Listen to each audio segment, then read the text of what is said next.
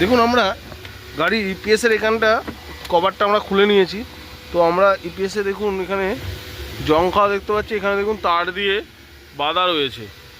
কি কারণে বাঁধা রয়েছে সেটা দেখবো। আর তার আগে আমরা একবার গাড়িটা স্ক্যান করে দেখে নেবো, স্ক্যান করে ইপিএসে কোনো ফল্ট কোড আছে নাকি আমরা সেটা চেক করব।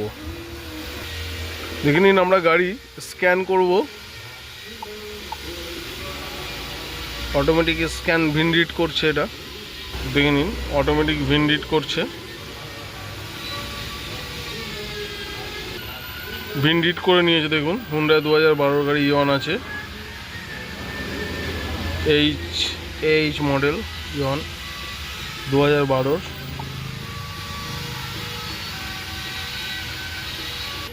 16 পিন ম্যানুয়াল না অটোমেটিক, অটোমেটিক সিলেকশন করলাম।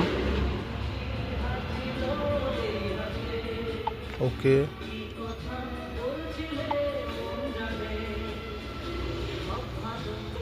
দেখুন গাড়িতে ইপিএস লাগানো আছে, ইপিএস স্ক্যান করতে পারেনি, ইমো স্ক্যান করেছে, ইসিএম স্ক্যান করেছে। ইমোতে কোনো ফল্ট কোড নেই আর ইসিএমও কোনো ফল্ট কোড নেই। ইপিএস আমরা তবুও একবার দেখুন সিলেকশন করে আমরা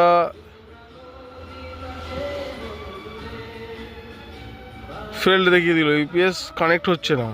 তো কেন কানেক্ট হচ্ছে না আমরা সেটাই দেখব। ফার্স্ট আমরা ওয়্যারিং চেক করব, ওয়্যারিং চেক করে দেখব ওয়্যারিংয়ে কোথায় কোনো ভোল্টেজের কোনো প্রবলেম আছে নাকি।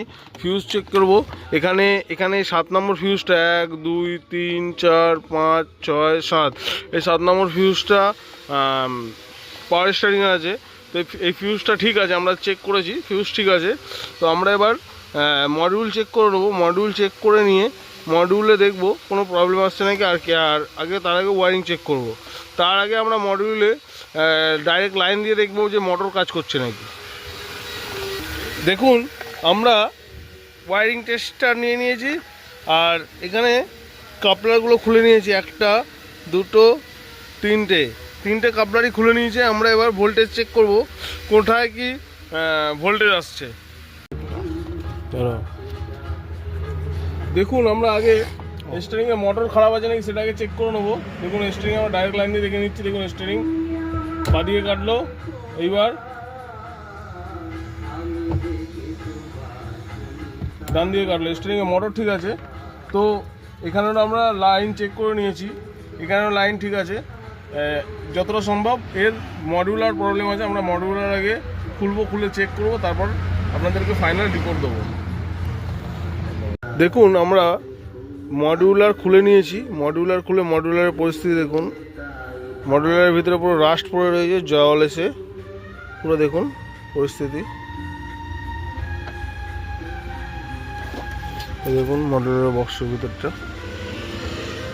তো আমরা এটাকে আগে ওয়াশ করব, ওয়াশ করে দেখব যদি কাজ হয়ে যায় তো ভালো, নাহলে এটা চেঞ্জ করতে হবে।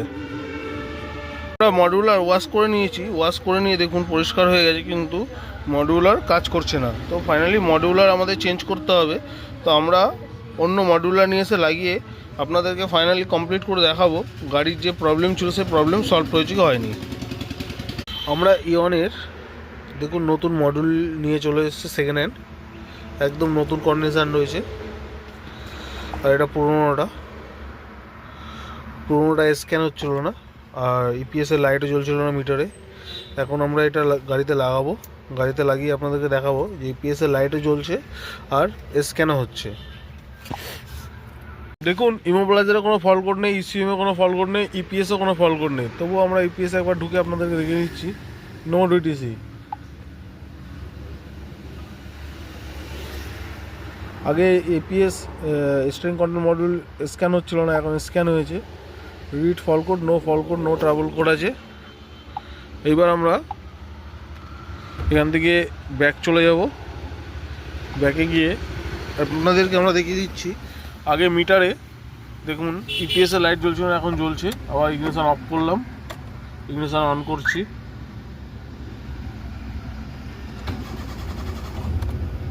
দেখুন ইপিএসের লাইট নিভে গেছে, স্টিয়ারিং একদম ফ্রি। দেখুন পুরো আঙুলো করে স্টিয়ারিং কাটাচ্ছি, দেখুন স্টিয়ারিং একদম ফ্রি। প্রবলেম সলভ হয়ে গেছে। দেখুন মডিউলও ফিট করে দিয়েছি। অনেকের বক্তব্য থাকতে পারে যে আমরা সেকেন্ড হ্যান্ড মডিউল কেন লাগালাম আর নতুন কেন লাগালাম না। দেখুন নতুনেও কোম্পানি কোনো ওয়ারেন্টি গ্যারান্টি কিছু দেবে না, সেকেন্ড হ্যান্ডেও তাই।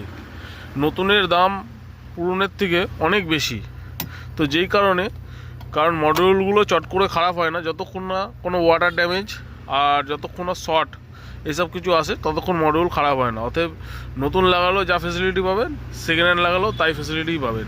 তো অতএব আমার সেই ক্ষেত্রে নতুনে যাওয়ার কোনো প্রয়োজন নেই।